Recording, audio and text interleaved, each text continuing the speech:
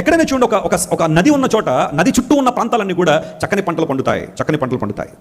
నాసిక్లో ప్రారంభించబడిన ఒక చిన్న వాగు అలా అలా ప్రయాణం చేసుకుంటూ వచ్చేసరికి రాజమండ్రి వచ్చేసరికి 4 కిలోమీటర్లు అవుతుంది.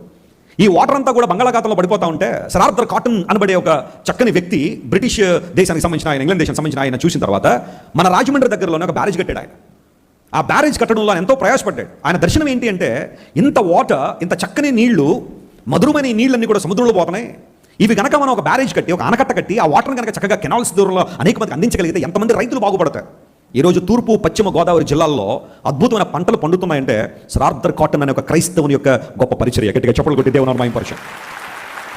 సర్ ఆర్థర్ కాటన్ అనే ఒక దేవుని బిడ్డ, ఒక క్రైస్తవుడు, ఆయన చేసిన గొప్ప పరిచర్య. కొన్ని సందర్భాల్లో బ్రిటిష్ వారిని ఇంక అన్ని విషయాల్లో తప్పులు పెట్టేసి వాళ్ళు దోసుకెళ్ళిపోయారనే ఆ మాటలు ఎక్కువగా ఈ రోజుల్లో మనం వింటున్నాం. ఒకవేళ ఆఫ్ కోర్స్ కొంతమంది ఆ రాజకీయ దురుద్దేశాలకు వెళ్ళిన వారు భారతదేశం దోచుకున్నారనడంలో తప్పేం లేదు, కానీ అందరూ అలా ఉన్నారని అనడానికి లేదు.